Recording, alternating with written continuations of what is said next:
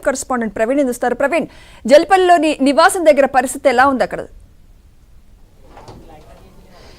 ఇప్పటికైతే జల్పల్లి వద్ద ప్రశాంతమైనటువంటి వాతావరణం ఉందని చెప్పొచ్చు. ఎందుకంటే కొద్ది నిమిషాల క్రితమే మోహన్ బాబుతో పాటు విష్ణు, మరోవైపు వారి కారులోనే మంచు మనోజ్ తల్లి కూడా వెళ్ళడం జరిగింది. మోహన్ బాబుకు చిన్నపాటి గాయాలు కావడంతో అతను ఆసుపత్రికి కూడా వెళ్ళినటువంటి పరిస్థితి ఉంది. కాంటినెంటల్ హాస్పిటల్లోనే అతనికి వైద్య చికిత్స అందిస్తున్నారనేటువంటి సమాచారం అందుతుంది.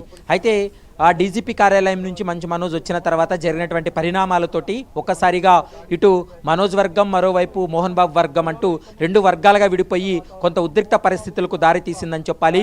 మరోవైపు పోలీసులు కూడా కలుగజేసుకొని మోహన్ బాబుని సర్ది చెప్పి లోపలికి తీసుకెళ్లినటువంటి పరిస్థితి. దాదాపు 15 నిమిషాల పాటు మనోజ్ను లోపలికి వెళ్లకుండా ఇక్కడ ఆపివేయడంతో మనోజ్ బౌన్సర్లు బ్రేక్ చేసి లోపలికి వెళ్ళినటువంటి సమయంలో కొంత వివాదం తలెత్తింది. ఒకరిపై ఒకరు తోసుకున్నటువంటి పరిస్థితి కూడా స్పష్టంగా కనపడుతుంది. ప్రస్తుతం మనం జలపల్లి మంచు టౌన్కి సంబంధించినటువంటి ప్లేస్లో ఉన్నాం. చూడొచ్చు, ఇప్పటికే పోలీసులు కూడా లోపల మోహన్ బాబుకు చెప్పినటువంటి సందర్భం ఉంది.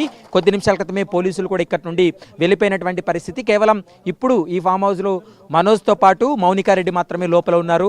మరోవైపు విష్ణు అండ్ మోహన్ బాబు కూడా కాంటినెంటల్ హాస్పిటల్ కూడా వెళ్ళినటువంటి పరిస్థితి కనపడుతుంది. కాంటినెంటల్ హాస్పిటల్లో వైద్య చికిత్స అనంతరం తిరిగి జల్పల్లిలోని నివాసానికి కూడా చేరుకునేటువంటి అవకాశం అయితే కనపడుతుంది. ఇక ఉదయం నుంచి మనం చూసాం, ఒకవైపు మోహన్ బాబు, మరోవైపు మంచు విష్ణు రెండుగా విడిపోయి ఇటు బౌన్సర్లు కావచ్చు, వాళ్ళ అనుచరులు కావచ్చు, విడిపోయి ఒకరిపై ఒకరు దాడులు చేసుకునేటువంటి పరిస్థితికి వెళ్ళింది. ఇక పోలీసులు కూడా కలగజేసుకొని వారందరినీ కూడా నచ్చజెప్పి మోహన్ బాబుని లోపలికి తీసుకెళ్లడం, మరోవైపు మిగిలినటువంటి బౌన్సర్లందరినీ కూడా బయటికి పంపినటువంటి సందర్భం కూడా కనపడుతుంది. ప్రస్తుతం అయితే మాత్రం ప్రశాంత వాతావరణంలో ఉన్నప్పటికీ కూడా ఇంకా ఈ ఆస్తుల వివాదం కావచ్చు, వీటికి సంబంధించి ఏం చేయబోతున్నారు అనేది మాత్రం చూడాల్సినటువంటి అవసరం ఉంటుంది. పోలీసులు కూడా ఎలాంటి చర్యలు తీసుకోబోతున్నారు అనేది మాత్రం చూడాల్సినటువంటి అవసరం ఉంటుంది. ప్రస్తుతం మనం విజువల్స్లో కూడా చూస్తూ ఉన్నాము. ఇప్పటికే ఈ జల్పల్లి వద్ద జరిగినటువంటి సంఘటనకు సంబంధించి పోలీసులు, అంటే ముఖ్యంగా పహాడి షరీఫ్ ఇన్స్పెక్టర్తో పాటు మహేశ్వరం ఏసీపీ కూడా ఘటనా స్థలానికి చేరుకొని వాళ్ళకి కొంత నచ్చజెప్పేటువంటి ప్రయత్నం చేసి మోహన్ బాబు తీసుకెళ్లినటువంటి పరిస్థితి మనం ఒకసారి చూస్తున్నాం. లోపల విజువల్స్లో పోలీసులు ఇంకా లోపల ఉన్నారు. పోలీసులు బందోబస్తు చేస్తున్నటువంటి పరిస్థితి కూడా కనపడుతుంది. మరోవైపు ప్రైవేట్ సెక్యూరిటీ కూడా, అంటే మంచు మనోజ్కి సంబంధించినటువంటి ప్రైవేట్ సెక్యూరిటీ ఏదైతే ఉందో ఆ సెక్యూరిటీని అంతా కూడా బయటికి పంపడం జరిగింది. కేవలం విష్ణుకు సంబంధించినటువంటి సెక్యూరిటీని మాత్రమే లోపల పెట్టినటువంటి పరిస్థితి కూడా కనపడుతుంది. మరి ఇప్పటికే 2 ఎఫ్ఐఆర్లు నమోదు చేశారు కాబట్టి 2 ఎఫ్ఐఆర్లకు సంబంధించి కూడా పోలీసులు ఏం నిర్ణయం తీసుకోబోతున్నారు, ఎలాంటి చర్యలు తీసుకోబోతున్నారు అనేది మాత్రం చూడాల్సినటువంటి అవసరం ఉంటుంది. గంట పాటు మోహన్ బాబు యొక్క స్టేట్మెంట్ రికార్డ్ చేసిన తర్వాత ఈరోజు సాయంత్రం ఇంటెలిజెన్స్ డీజీని కలవడం జరిగింది మనోజ్. మరోవైపు డీజీపీ కార్యాలయంలోని additional DG law and order Mahesh భగవత్ను కూడా కలవడం జరిగింది. వారిద్దరికీ కూడా ఫిర్యాదు చేశారు. తనకు ప్రాణహాని ఉంది, తన కుటుంబానికి ప్రాణహాని ఉంది, ఖచ్చితంగా తమకు భద్రత కల్పించాలంటూ కూడా మనోజ్ వాళ్ళకి ఫిర్యాదు చేసినటువంటి పరిస్థితి కనపడుతుంది. మరి రేపు ఉదయం దీనిపైన మనోజ్ యొక్క స్టేట్మెంట్ కూడా రికార్డ్ చేసేటువంటి అవకాశం ఉంటుంది. మనోజ్ స్టేట్మెంట్ తర్వాత కూడా ఈ కేసుకు సంబంధించినటువంటి కీలక అంశాలు బయటపడేటువంటి అవకాశం ఉంటుంది. ఆదివారం జరిగినటువంటి దాడికి సంబంధించి సీసీ ఫుటేజ్లు కూడా రికవరీ చేయాల్సినటువంటి అవసరం ఉంటుంది. మోహన్ బాబుకి అయితే స్పష్టంగా చెప్పారు, సీసీ ఫుటేజ్లన్నింటినీ కూడా అందజేయాలి అని కూడా పోలీసులు చెప్పడం జరిగింది. సీసీ ఫుటేజ్లు పరిశీలిస్తే అసలు ఎవరిపై ఎవరు దాడి చేశారనేది ఒక క్లారిటీకి వచ్చేటువంటి అవకాశం అయితే కనపడుతుందని చెప్పుకోవచ్చు.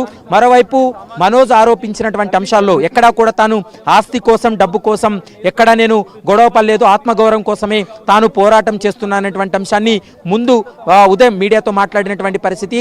తర్వాత ఇక్కడ జరిగినటువంటి పరిణామాలతోటి మోహన్ బాబు విచక్షణ కోల్పోయి దాడులకు దిగినటువంటి పరిస్థితి కూడా కనపడింది. ప్రస్తుతం మనం విజువల్స్ లో చూస్తున్నాం. ఇప్పటికే పూర్తి స్థాయిలో మోహన్ బాబు కావచ్చు, మరోవైపు మనోజ్, వారి ఇద్దరూ కూడా పూర్తి స్థాయిలో గొడవలు దిగేటువంటి నేపథ్యంలోనే ఒక్కసారిగా బౌన్సర్లు కూడా ఇక్కడికి చేరుకున్నటువంటి పరిస్థితి కూడా కనపడింది. బౌన్సర్లందరినీ కూడా బయటికి నెట్టివేసినటువంటి పరిస్థితి కూడా మనకు స్పష్టంగా అర్థమవుతుంది. కాబట్టి ఇప్పటికే పోలీసులు అయితే గట్టిగా వార్నింగ్ ఇవ్వడం జరిగింది. ఇటు బౌన్సర్లు ఎవరు కూడా ఎవరిపైన దాడి చేయకూడదు, ఒకవేళ అలాంటివి దాడులకు దిగితే మాత్రం ఖచ్చితంగా కేసులు నమోదు చేసి రిమాండ్ చేస్తామంటూ కూడా ఒకవైపు బౌన్సర్లకు కూడా ఒక వార్నింగ్ ఇవ్వడం జరిగింది. మరోవైపు ఇటు మోహన్ బాబుకు కావచ్చు, మంచు మనోజ్ కూడా ఒక అంశాన్ని చెప్పడం జరిగింది. ఏదైనా ఉంటే మీరు కంప్లైంట్ చేయండి, ఆ కంప్లైంట్ పైన పూర్తి స్థాయిలో విచారణ జరుపుతాం, కానీ బౌన్సర్లను వేసుకొని ఒకరిపై ఒకరు దాడులు చేసుకునేటువంటి పొజిషన్కు వెళ్ళవద్దనేటువంటి అంశాన్ని కొద్ది నిమిషాల క్రితమే మోహన్ బాబుకు మనోజ్ కూడా సర్ది చెప్పినటువంటి పరిస్థితి కనపడింది. మరి చూడాలి రేపు మనోజ్ స్టేట్మెంట్ రికార్డు తర్వాత సీసీ ఫుటేజ్ల రికవరీ అయితే ఎలాంటి చర్యలు ఉండబోతున్నాయి, ఎవరిపై ఎవరు దాడి చేశారు, అసలు చెప్తున్నది ఎంతవరకు వాస్తవం, ఒకరిపై ఒకరు కేవలం ఆరోపణలు చేస్తున్నారు తప్ప వాటికి సంబంధించినటువంటి ఆధారాలను కూడా పోలీసులు సంపాదించాల్సి ఉంటుంది. కాబట్టి వాటన్నిటిని పరిశీలించిన తర్వాతే పోలీసులు ఒక కీలక నిర్ణయం తీసుకొని ఈ కేసులో కొన్ని అరెస్టులు కూడా జరిగేటువంటి అవకాశం అయితే కనపడుతుంది. సుమిత్ర.